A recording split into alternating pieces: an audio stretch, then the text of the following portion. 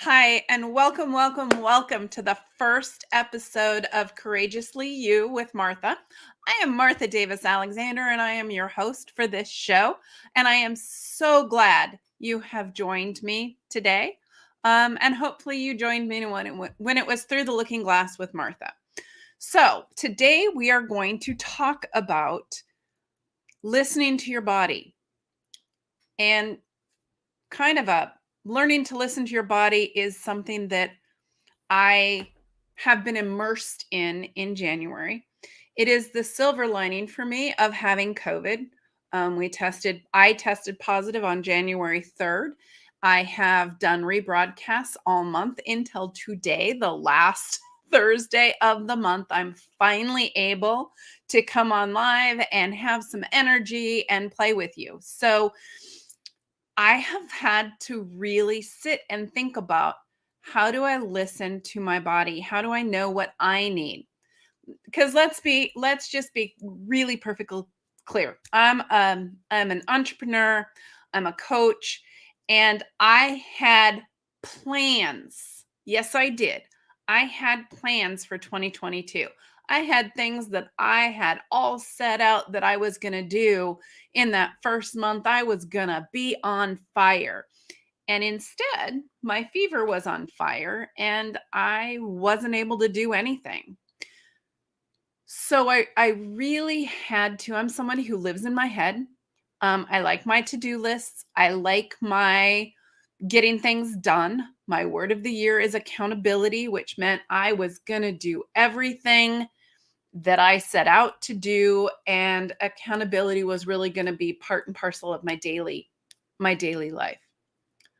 Well, when I got COVID, and I'm 60, so COVID was a bit more and I had all of my vaccinations. I didn't get my booster before I got it.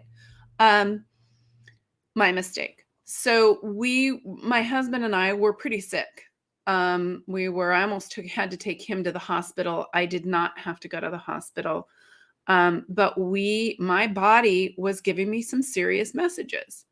The first one was, no, you don't have the energy to do that. And I'd go on a Zoom and people would say, oh my gosh, you look horrible. You're doing, how are you even sitting up? And I'd be like, not very easily. And I'm probably going to leave early. So I tried to do as much as I can. And the more I pushed myself, and I tend to do that, I tend to overextend and overpromise. And the more I pushed it, the worse I felt the next day.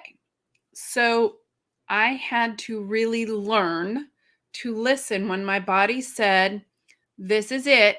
We've had enough. I need you to lay down or relax. I needed to pay attention to that.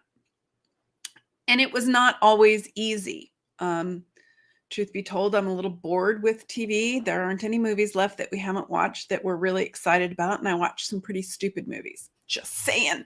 That I was like, what? And yet I could sit there and watch them because I didn't have any energy or anything left to give. So when my body says at the end of the day, and I know it's only going to be like 3:45 when this podcast is over.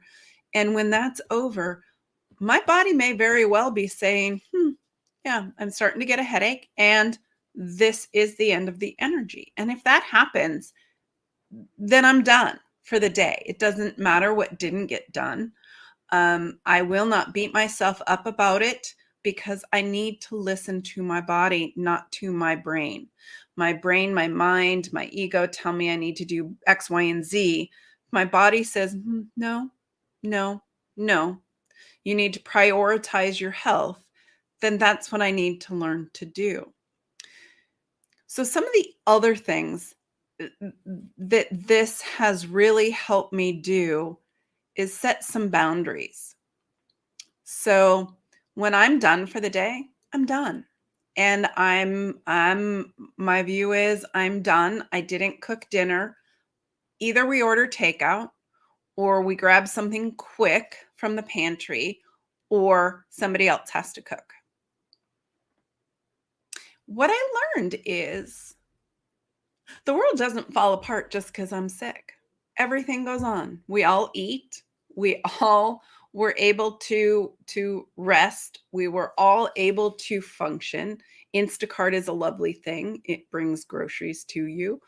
Um, the world doesn't fall apart. My business didn't fall apart because I was laying down. And keep in mind, it's been a 5 weeks that I have been not overly attentive to my business. Why?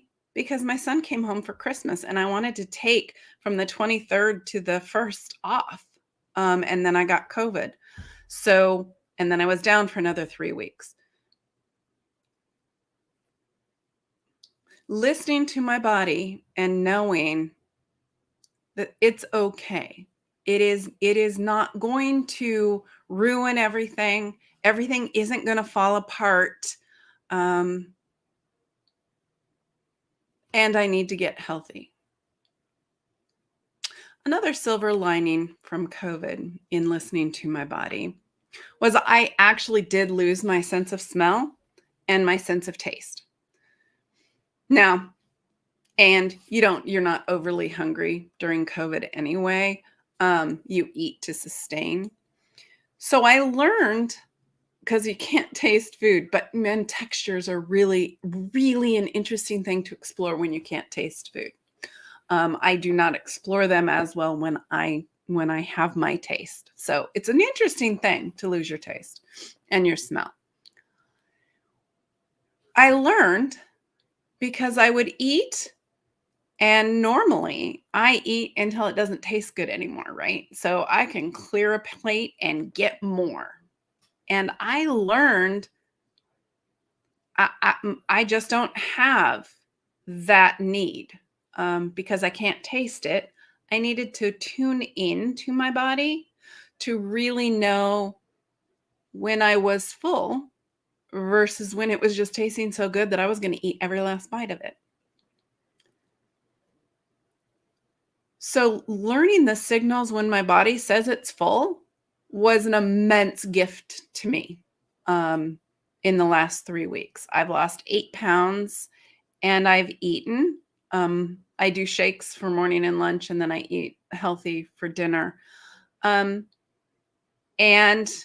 sometimes not so healthy because it's takeout, but still, because I'm not eating it all, because I'm eating just until I'm done. I learned a lot. I also learned, and it's hard to tell the difference between when I'm hungry and when I want water. Sometimes it's not. Sometimes it's, your throat gets dry, or, you just want to drink something, right? Water to hydrate. For me, I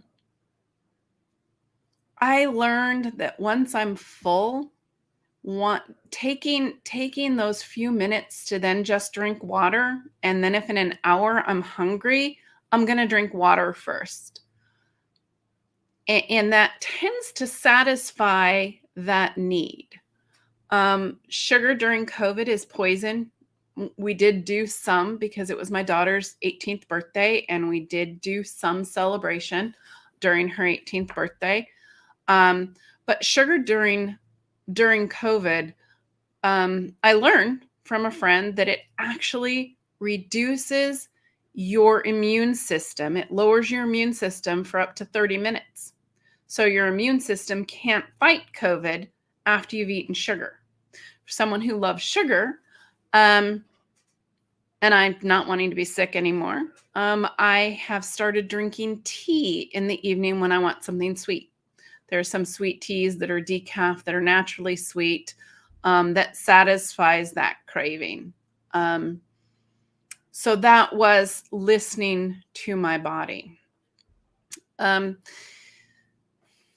Knowing what the aches and pains are, where they are, and how to cope with them. So I'll just tell you, we used a lot of Benadryl, a lot of Tylenol, and a lot of Advil. The main thing that I learned in listening to my body was that my body knows exactly what it needs. My mind thinks it can go on forever. It can go on. I have stopped saying yes to everything because my body no longer does that. My body just can't do that. So one of the things that I had in store for 2022, big surprise, people, I know this can be a huge one, was exercise, adding exercise. And I didn't because I was sick and because, just walking up the stairs had me, hacking and breathing heavy and pathetic. So over the last couple of weeks, I've been reading a book called Tiny Habits by B.J. Fogg. I wish I had it on my desk right now. I'd show it to you. Fabulous book. And one of the things that he talks about in that book that he chose, it's talking about stacking habits, putting tiny things in place that build up over time, that you can build a habit because it's tiny. And for me, I was like, so I would like to do some exercising. And the tiny habit that I started developing is doing counter push-ups, not on the floor. Come on, people. But just counter push-ups, standing full up. And I do it after I use the restroom, and I do that, and then I wash my hands. And then I'm done. And that has felt so good. I do 2. Yes, 2. By the end of the day, I've done 20. 20 push-ups by the end of the day. So it builds up. You stack it to something else. When I am waiting for my tea water, because I drink tea all day long and at night, when I'm waiting for my tea, I do squats or something for a different part of my body. And I only do so many. And then my body is like, yep, that's it. We're not going to be sore. And then I stretch it out.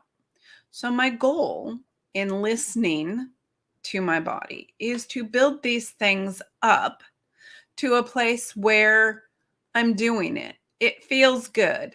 I am not trashing. I am not putting myself back in bed for a week. I am doing small little steps. I am listening to what my body says about doing small little steps to gain momentum. Small steps.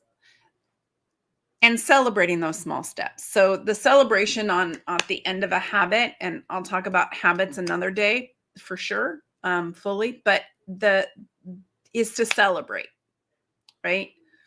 So you're listening to your body, how many you're going to do, and make it simple. 2 is all you need to do. 2 of anything, whether it's a sit-up, whether it's whatever it is, to build it into your day so that it becomes routine. And you can celebrate. My celebration, I found for me, which is really funny because I thought just clapping would be perfect for me. It needed to be visceral. It needed to be like a fist pump and a yes. It sounds silly. You can pick your own. We'll talk about habits another time. But what I found is that when I pay attention to what my body needs, I am happier. I have more energy. And I tend to, the weight kind of drops if that's something that you want. Sitting outside in the sun, right? Sitting outside. Well, for me, I'm very pale. I don't really sit in the sun. I sit near the sun and still get sunlight, filtered sunlight for me, is an amazing thing and amazing for your body. One of the things that is a big deal for me and that I really had to pay attention to my body and really listen to it and learn to listen is I don't sleep well at night. Sometimes I cannot fall asleep, even during COVID. Sometimes I was fatigued, I was exhausted, I was miserable, and sometimes I still could not sleep. And that is miserable, which makes you feel worse the next day as well. So I paid some attention to my body, and here's what I learned. And how I did this was I sat quietly and I asked myself, why are you not sleeping? Tell me, what do I need to do? I've read the books, I've looked at the research, I've added the magnesium, I've added, I got rid of all caffeine. During COVID, it was a little easier because I already had the headache. So I got rid of the caffeine almost altogether. I do 35 milligrams of caffeine a day, and that's it. Everything else is herbal tea or water. So I'd really been trying to pay attention to why I wasn't sleeping. And so finally this week I said, why? Why can you not fall asleep at night? What is it that you need? Here was my answer, and it really surprised me. Are you ready? I was not sitting quietly at some point during the day to let my mind think all of the thoughts it wants to think during a day. I was not giving myself that quiet space, that meditative space to actually be able to have it say the day is done and I'm going to bed now. Your mind is still part of your body, right? So I need to meet the needs of all of it in order to be able to put it away. And I found that my head was kind of spinning, or it was thinking about something, or it was making up stories, or it was doing whatever it was doing. But if I give it half an hour, 20 minutes, whatever it is, a couple of times a day to actually think and listen to myself, listen to my mind, listen to my body, and just really pay attention to what this physical being needs, it makes it a lot easier to go to bed. It makes it a lot easier to say the day is done. I can now rest because I have met all the needs that I have. And it's a really interesting concept to me because I've done a lot of what do I need to do this. So it was really a light bulb moment for me that I wanted to share with you. If you can't sleep and your mind's spinning, is there time in your day? Can you find time in your day to quiet everything and listen? Just listen to what your mind, your body, everything has to say. Learning to listen is so key to the optimal functioning of our physical forms. In about 2 seconds, maybe a few more, we're going to cut to a break. When we come back from break, we are going to talk about how to quiet your mind, and how not to beat yourself up when you listen to your body and what you need. You are listening to Courageously You with Martha. I'm your host, Martha Davis Alexander, and you are on WGSN-DB Going Solo Network. And join me after. Don't leave. I'll be sitting here trying to dance in the interim. Have a fabulous break. Be right back.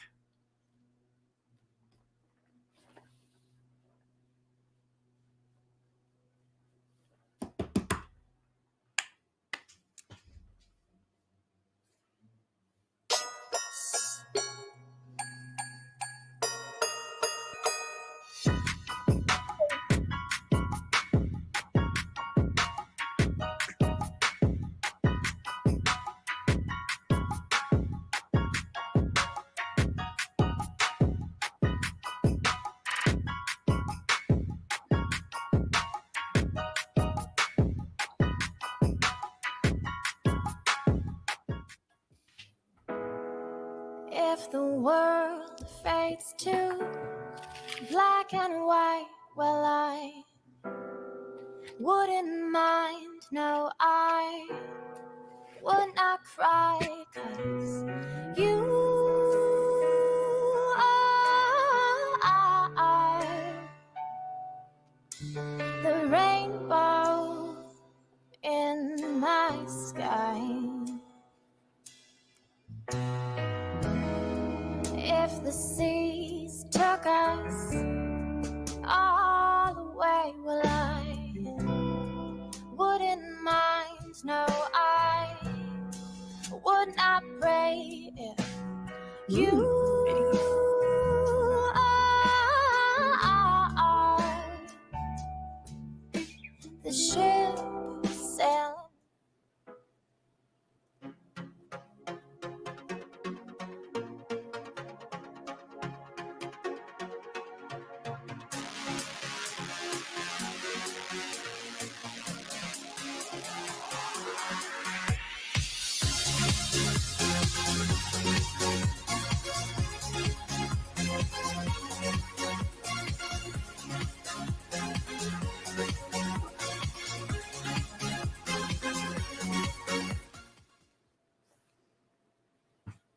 Hey guys, we're back. You are listening to, I almost said the old one, Courageously You with Martha. I am your host, Martha Davis Alexander. I'm so happy to be here with you.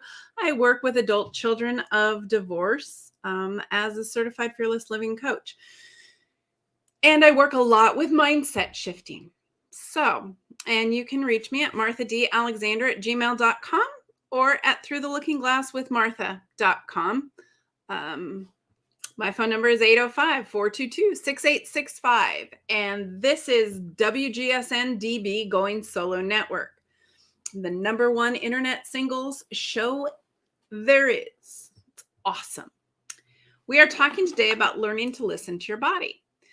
And I talked about how COVID was my silver lining that changed everything and allowed me to really start listening to my body. Well, it demanded. It was a demand that I listen to my body because effects of COVID can go on for months. The mental fog, there's a lot of things to it. And learning to know what your body is saying, learning to get out of your head and into your body and really paying attention to what you're eating, what you're drinking, what you're doing. And when you're doing it is pretty important in terms of COVID recovery or recovery from any sickness. Anyone with an illness, we should all pay attention to what our bodies say. And when we're healthy, it's even more important. Here's what I did when I was healthy. I said yes to everything because I'm a bit of a people pleaser. Well, I'm a reformed people pleaser. Thank you very much. I said yes to everything. I was easily guilt tripped into things by my kids. Easily. I didn't really pay much attention to how food impacted my body, the types of food that I was eating. I did once during a thing, but during a cleanse, and then kind of just got back into some habits. So I really have spent 60 years not paying much attention to what this shell I'm in, what this body needs. So COVID was my wake up call to pay attention. And there's a few additional things that I learned, and forgive me because I just went on a mental fog for just a second. So I'm going to have to think about it for a minute. Not beating myself up about not doing things, right? Setting my boundaries so that when I am physically tired, I am not pushing beyond that. I pick, here's what I did during COVID for my business. I picked one thing a day that was important for me to do. One thing a day. That was my priority, that if I got that done, I celebrated myself. I was so happy I got it done. One of the days it was, what am I going to do for the household, right? And keep in mind, when everybody's down for 2 weeks, the mail kind of piles up a little bit. So one day I said, I am going to do the mail, and opening the mail and sorting it between recycling, shredding, and filing, and something I need to handle, was all I had. That was it. And so the next day it was about, and I will handle what needs to be handled tomorrow.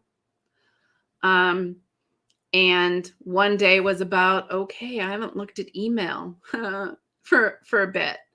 I need to go through and at least delete the ones that I know I don't need to look at, right? And then tomorrow I'll pick however many I can pick to review, and that will be a good day. My goal was to have, I do my taxes. I have a close family friend, and I do his taxes. I don't do them. I prepare them for the accountant, prepare all the documents in one place for the accountant. And I do my mom's tax returns. I prepare everything for her estate.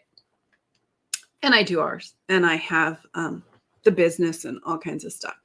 And my goal was to have it done by, well, the 31st. Here's the thing.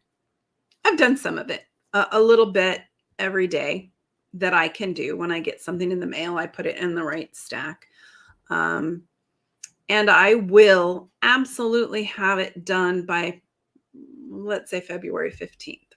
It will be my now I've set a goal, and accountability is my gig. So February 15th, evidently it is. And in being gentle with myself, if for some reason my body's like, no, we're pushing, I will prioritize when those absolutely have to be done. And I will prioritize whose gets done. The family friends will be done first. It's very easy to do. And I can probably knock that out in an hour. So that will for sure get done easily. My mom's is going to be a little bit more complicated. So we sold the family house. So there's some capital gains stuff that I have to go through, and some other stuff that I have to go through for her. So that might be a longer one. And our personal one is going to take a little bit, not as much as my mom's. So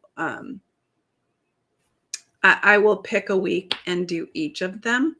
And that will be my priority for that week.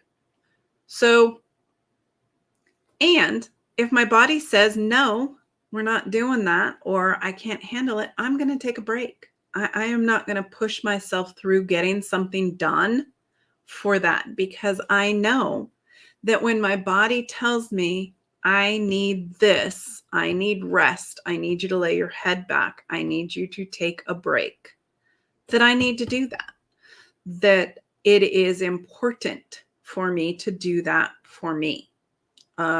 So that I can stay healthy and keep going. I know that there are some things that I have taken off my calendar since being sick that I've thought, is that a priority in my business, or is that something that I was doing because I thought it was a good thing? Is it really a priority? So listening to my body that tells me how much energy I have, that tells me what I need, I can help make decisions about my business. It can help me be a better businesswoman. It can help me prioritize what really needs to be done in a day. Because if I only have so much time or so much energy, that's what I'm going to get done.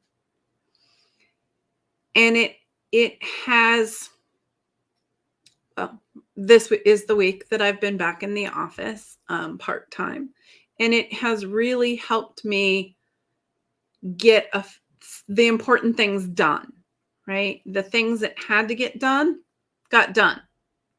And the things that I can wait for, got put on hold. And I need you to know that when you're listening to your body and you're doing what your body needs, it is the why of doing it is health. The why of doing it is joy. When I listen to my body vibrates with just joy. I know that I'm doing the right thing. My mind is a little more demanding than my body, right? My mind wants me to do everything and do it well, everything perfectly, and finish everything. And I can do 500 things a day, and that may not still be enough for my mind. Right? My mind, I'm an overachiever, just do more. When I temper that with my body and what my body needs and what I can handle and what makes me crazy, what makes me stressed, what makes me anxious, if I know that something is stressing me out, doesn't mean I'm not going to do it, but it does mean I'm going to pay attention to what my body is saying. Am I nervous or anxious because it's out of my comfort zone and I have some fear about it? Am I anxious or nervous because it doesn't feel right? Am I anxious or nervous because I am tired and I'm going to run out of steam? Do I have enough fuel in me to get through something? Do I need to do something about that? Knowing how to differentiate the signals your body gives you, whether it's excitement or fear. And you can have both excitement and fear. My daughter just took her driving test. Yay! She passed. Anyway, she just took her driver's test. And before it, she had butterflies. And she was like, some are fear, some are excitement, some are, nerves, some are, I'm like, yeah. And if you were to say, hey, I'm going to count all of those as excitement, how would that change? So some things your mind can shift for your body, things like butterflies in your stomach. If you know what they are and what they're from. And that is where really listening and hearing, taking the time to listen to your body. How do you listen to your body? How do you pay attention? For me, I sit quietly and just pay attention to what the feelings are inside my body. And I used to say that is wackadoodle. But if you feel a pit in the middle of your stomach, you know what that means. If you want to lay your head on the desk, you know what that means. You might be tired, you might be in grief, you might be depressed. I mean, given your situation, what's going on. You need to let your body process emotions as well. That is listening to your body. When you are sad or depressed, you need to feel that. Because what I learned to do as a kid, when my parents got divorced, I learned that feelings don't matter. You don't listen to them and you don't listen to your body, right? That's what I learned as a kid. So this is like groundbreaking in my life. What I learned was to stuff those feelings. Oh, I'm sad. Nope, not going to show that. Nobody's going to see that. Oh, I want to cry. Nope, we don't cry. Right? Big girls don't cry. There's no crying in baseball. All those things. No, I didn't play baseball. We didn't have sports for girls when I was growing up. Thank you very much. Learning, right? Sorry, there was another COVID moment. Learning how to differentiate your body, allowing your body to feel what it needs to feel, and then allowing it to release is a beautiful thing. I don't have the link right now, which is unfortunate because this is the last day for it. I should have found that and given it to you. On Eventbrite, search The Art of Practicing Forgiveness. I do a free webinar the first Tuesday of every month. So it will be next Tuesday, which I believe is the 1st. And we're going to, I'm going to teach you how to practice the art of forgiveness, which is well, see, there it is. God bless you, Cece. It starts at 5:30 PST, and it is from now until the end of time. I will do this. So just come on. It will be the same number every time. Come on.